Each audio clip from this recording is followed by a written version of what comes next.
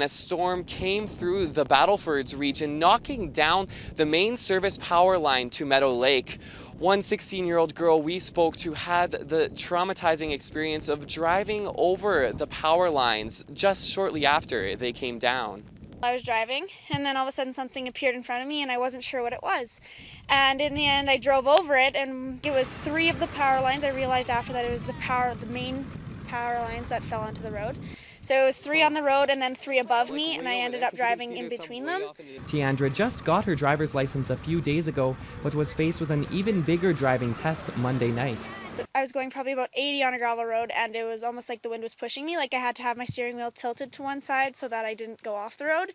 By the time Tiandra finally made it home, the storm had already ripped through her family's farm, knocking over grain bins, uprooting fence posts, and completely demolishing their shed. Pieces of debris were even hurtled into her grandpa's neighboring house, startling him out of bed. And I went with the flashlight outside to see what it is. Sure as heck. And then I looked. Well, my shop is all gone. Everything is shattered. As the Iwanchuks walk around their battered farm, they realize how deeply they've been shaken by the experience. It's been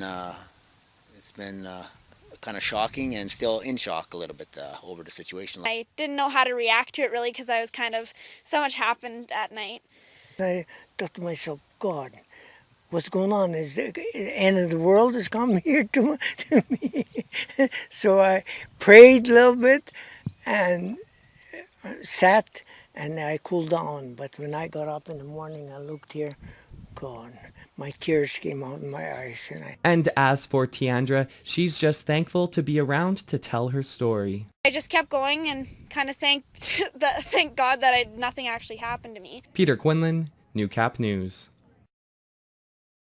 The MS Society has deep roots in Lloydminster, dating back over 3 decades, and it all started with one faithful woman. Rose helped to found this chapter 35 years ago with her husband Roland, who has since passed away. So it is such an honor to be able to present her with this tonight. She is so very humble, and so it's wonderful to be able to really hold her up tonight, the recognition that she so rightly deserves. After 35 years of serving the community, Rose Brassard was awarded one of the highest honors a person can receive. Queen Elizabeth II Diamond Jubilee Medal.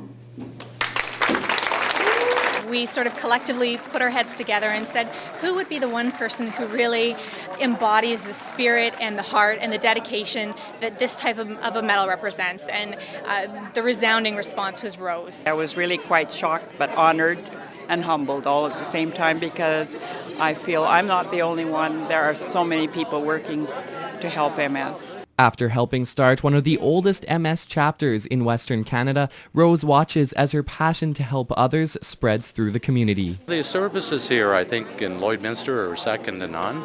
And what I'm really impressed with is whenever we do anything in fundraising or services, we never really have to pick up the phone and call a whole bunch of people. The volunteers are just there for us. And so that's quite impressive when I look around the country. I'm so happy to see that progress is being made, and hopefully we'll unlock that mystery soon. And it seems there's nothing stopping our city from continuing the search for a cure. Now it's become a wonderfully productive chapter with many supportive members, a community that backs us that we can't say enough about. We've also raised more than $500,000 for MS research over the course of those years. This is something you should be very proud of. And something Rose is proud to pass on into the hands of the community. Well, I think it's important. That's what the good Lord put us on earth for. I think we have to work hard and help each other, and I think that's just the way life is. Peter Quinlan, Newcap News. And again, big congratulations to Rose. Well, hundreds came out to hear the Discovery Channel's former Daily Planet host speak out about prion diseases last night in Vermilion. Alzheimer's, mad cow, and chronic wasting are all forms of the protein-based deadly disease. And in this week's Agriculture Report, Peter Quinlan tells us how our region in particular should be concerned. And that is what I saw. 10 years ago, Stephanie Schub made a shocking discovery. When I was sitting behind my microscope midnight and looked at these pieces of the brain and saw, yes, it was BSE, I felt like a very, very lonely one-man band. Shub was the first to discover mad cow in Canada, an experience she will never forget. When I realized I had to call this BSE, I also understood immediately what the impact would be. And sure enough, 15 minutes in the first press conference, 35 countries closed the border for Canadian beef. The crisis costed Canada billions of dollars, and now researchers say these prion-based diseases still pose a threat.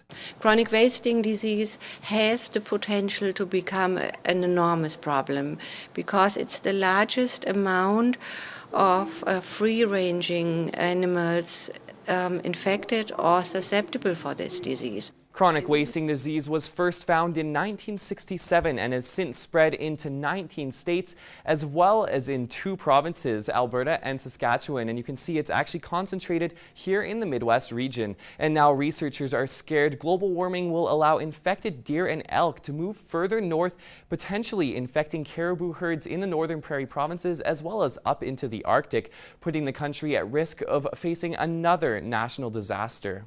And the impact will be enormous. It is maybe one of the most significant lifestyle. Most typical Canadian is really hunting. All the Aboriginal communities, for them it is not a lifestyle, for them it is a survival.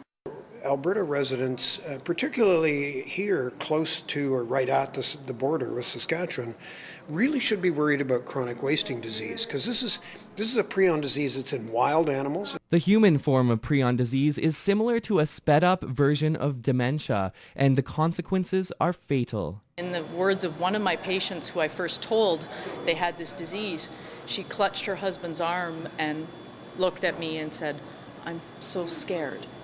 And the family's left to really watch as their loved one slowly slips away till they can no longer speak, can no longer move, and ultimately pass away. Alberta currently leads the world in prion research in hopes that one day we can find a cure. They may ultimately have tremendous importance, not just for the diseases we already know, but for other more common diseases like Alzheimer's. Peter Quinlan, Newcap News. And then you can see our temperatures do start to warm up even more, Lauren. So that is our 5-day forecast.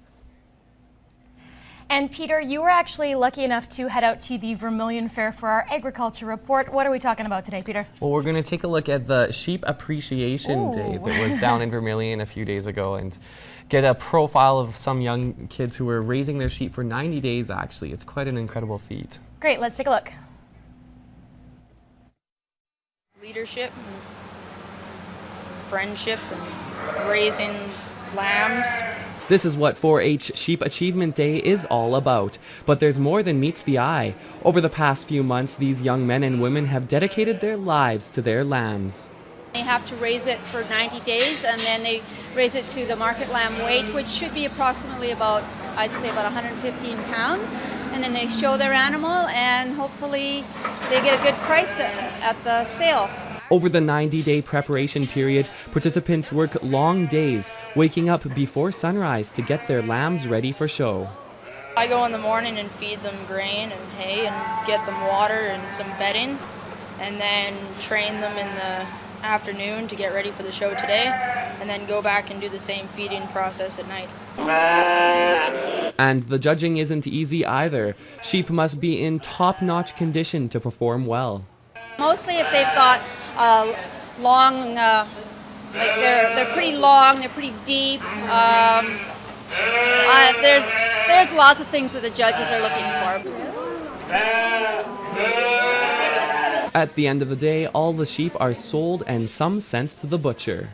Hopefully they put them in their freezers, or if they're buying the ewe lambs, they put them in their flocks. And as for the participants, their passion for shepherding will continue on forever. Well, I like taking care of sheep and getting them ready and prepared for this show, and then get a little bit of a break, and then get back at it next year.